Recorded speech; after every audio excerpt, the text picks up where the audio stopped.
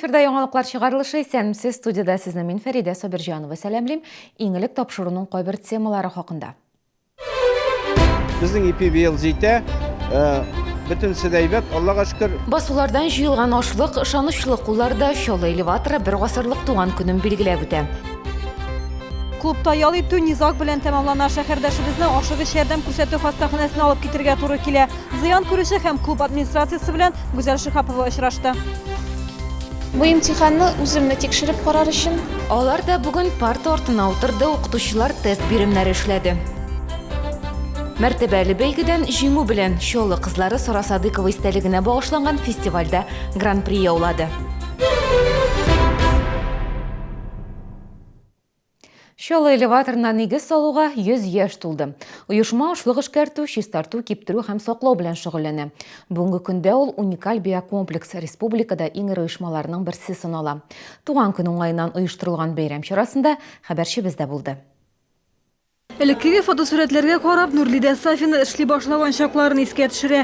Ул биредә 30 ел хезмәт иткән, хәзер пенсиядә. Шулай да беренче хезмәт хак алган көннәрен хәтерли. Иң беренче тапкыр оешмага 1 сум 80 тиен түләгән. Акча аз дип тормаганнар, хатын-кызлар зарланмыйча эшләгән.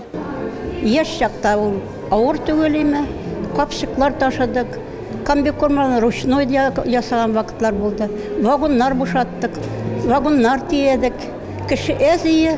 Началось бурное развитие промышленности, что отразилось и на жизни элеватора. Хәзер элеваторда зур үзгәрешләр, элек кул белән эшләгәннәрне хәзер машиналар башкара. Иң мөһиме җитештерелүче продукцияның күләме арткан. 2008 елда елына 180 мең тонна бодай җитештерелгән. Хәзер бу сан 260 мең тоннаны тәшкил итә. Барысы да җиңел бирелми ди хезмәткәрләр. Быел һава торышы көйсез булу игенчеләрне борчуга салды. Башта корылык республиканың ашлыгына миллионлаган сумлык зыян салды. Ә уңышны исә яңгыр астында диярлек җыерга туры килгән. Шулай да проблемалар хәл ителгән. Безнең ипи быел җитә, бөтен сәйбәт, Аллага шөкер, киптереп сакларга салдык.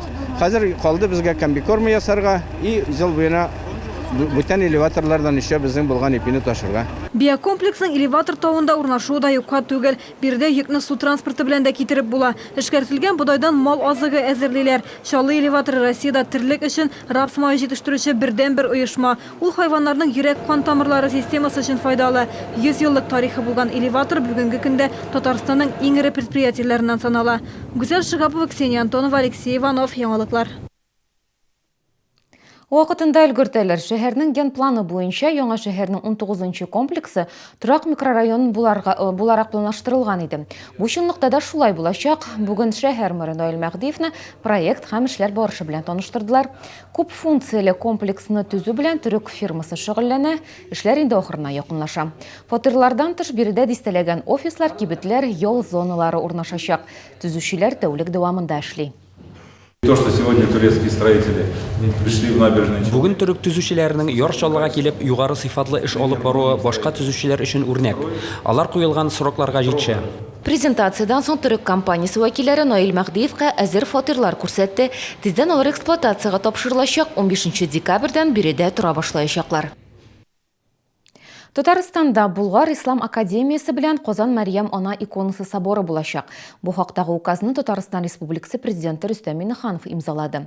Ислам академиясе Булгарда урнашачак, биредә Хәнәфи мәзһәбенең традицияләрен күтәрү, шәригать мәсьәләләрен тикшерү һәм безнең җирлеккә яраклы хак исламны куәтләүче үзәк булдыру төп максат булып тора.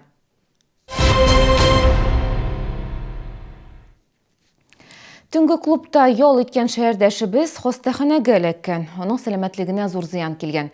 Хәзер ир-ат төнге клуб сак хезмәтен полиция чакырмауда гаепли.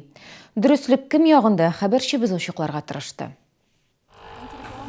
30 яшьлек шәһәрдәшебез дусты белән клубта ял иткән. Алар һәм икенче компания егетләре арасында низак килеп чыга. Яшьләрнең барысы да алкоголь кулланган була. Конфликт милли җирлектә килеп чыккан дип фаразлый клуб администрациясе. Шәһәрдәшебез хәзер хастаханәдә. Аны бүген генә реанимация бүлегеннән палатага күчергәннәр. Привезли под утро в тяжелом состоянии.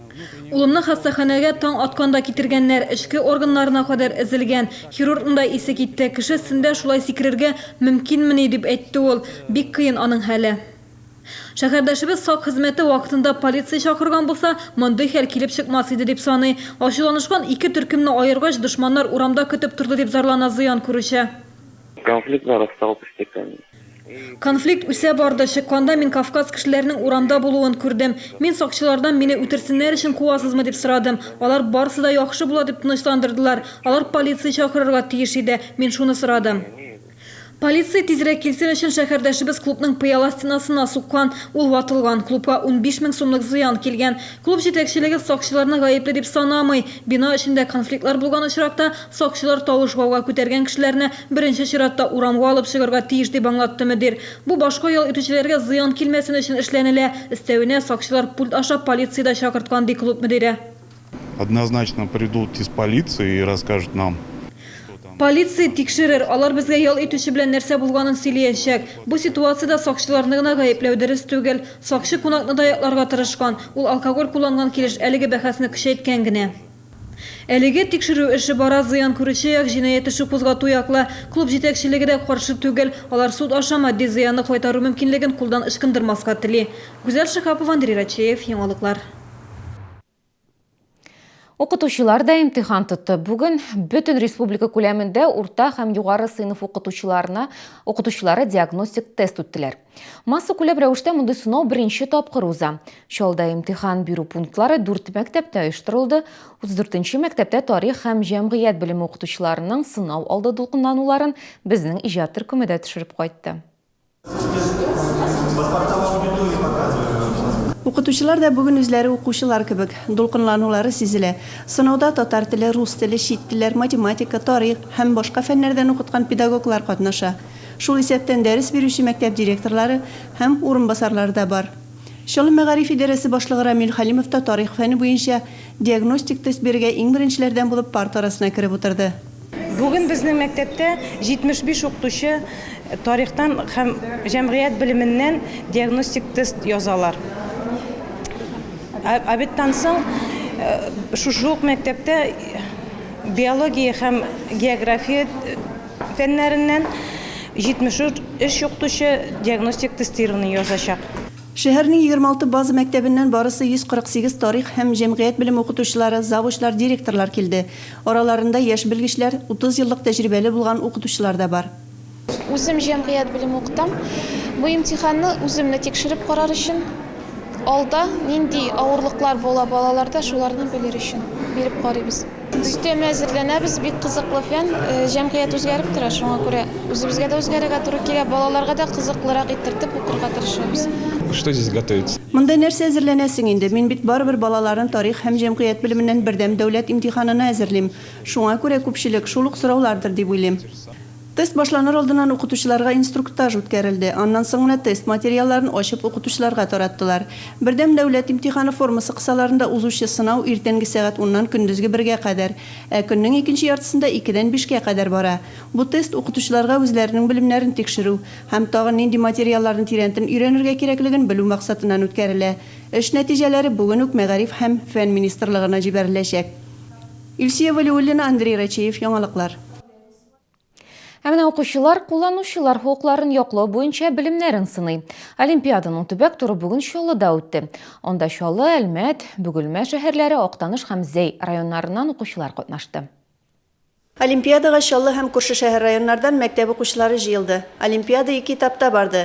Иң элек тест үттеләр, аннан соң әңгәмә оештырылды. Мне просто посоветовала учительница. Миңа бу бәйгене укытучым тәкъдим итте. Узган елга Олимпиаданың ничек узуын сөйләде.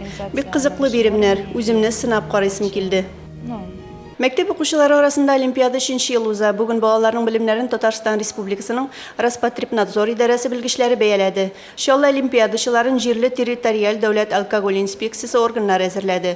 Моннан тыш алар мәктәпләрдә даими эш алып баралар. Нәтиҗәсе күренеп тора. Соңгы елларда халыкның һәм яшьләрнең юридик белеме бермә-бер артты. Если в основном элек безнең кулланучылар хокукларын яклау бүлегенә күбрәк пенсия эшендәгеләр яки өлкәнрәкләр мөрәҗәгать итсә, хәзер студентлар. Бүгенге олимпиада буенча жюри нәтиҗәләр чыгарачак һәм җиңүчеләрне билгели. Беренче 3 урын алучыларны кыйммәтле бүләкләр көтә. Илсия Валиуллина, Гүзәл Хәбибуллина, яңалыклар. Шәрдәшләребез Диләрә Хайретдинова һәм Алина Хидиятуллина танылган татар сандугачы Сара Садыкованың җидегән чишмә җырын башкарып гран-прига лаек булдылар. Казанда композиторга 109 ел тулу уңайыннан оештырылган 8-нче төбәкара Калфаклы сандугач фестиваль бәйгедә 148 кеше катнашты. Шалы балалар иҗат үзәгенең Земфиринки берләшмә бүлеге дуэты анда иң югары дәрәҗәгә ия булды.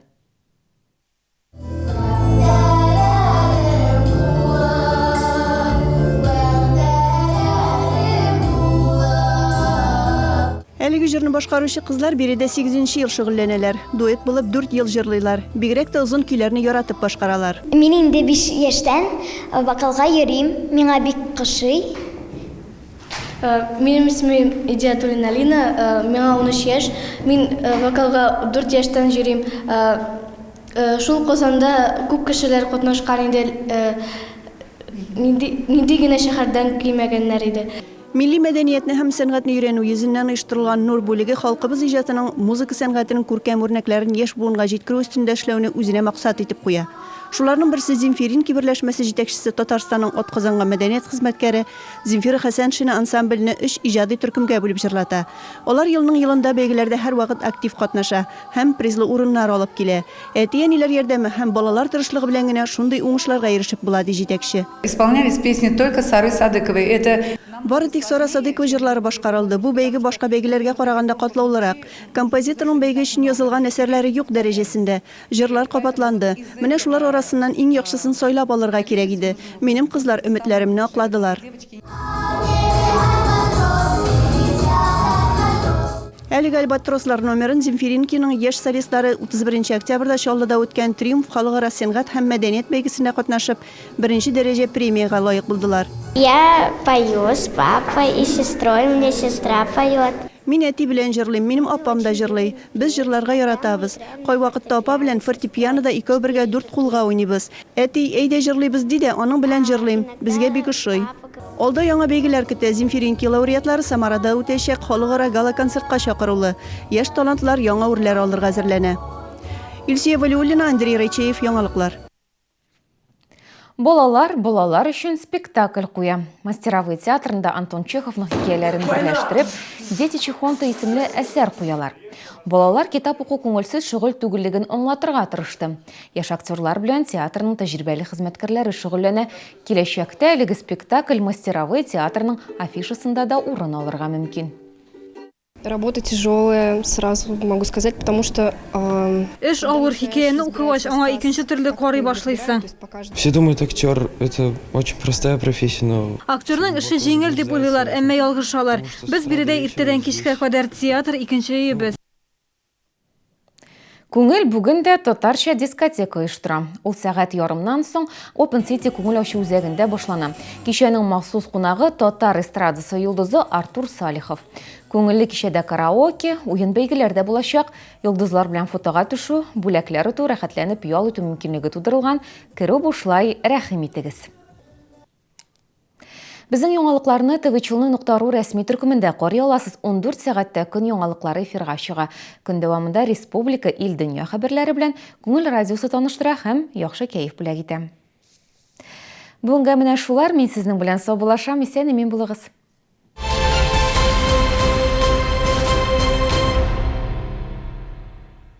Компания «Нефтехим Энергоснаб». Мы строим для вас современное, комфортабельное жилье в районах с развитой инфраструктурой. Предлагаем однокомнатные и двухкомнатные квартиры в современном 17-этажном жилом доме 5104А. Возможность заказа чистовой отделки, индивидуальный подход к ценообразованию и сопровождение сделок в аккредитованных банках обеспечат вам оптимальный выбор квартиры. Телефон 77 37 14. Эврика! Нам нужен новый тостер. Эврика? Открытие, значит. В честь открытия 250-го магазина корпорации «Центр» скидки до 50%. Смотри, на телевизор скинули 5000, а на диван 7000 рублей. Эврика! Нам нужен новый холодильник. В честь 30-летия санатория «Жемчужина» всем пенсионерам только в ноябре. Скидка 30%. Подробности по телефону 92 60 50. С профессиональными праздниками. С Новым годом, днем рождения или свадебным торжеством. По поводу и без повода. Поздравляйте своих коллег или близких на телеканале Челны ТВ. Бегущая строка всего 160 рублей слово. 40 трансляций в день. Прием объявлений по телефону 56 15 09. Поздравить повод всегда найдется.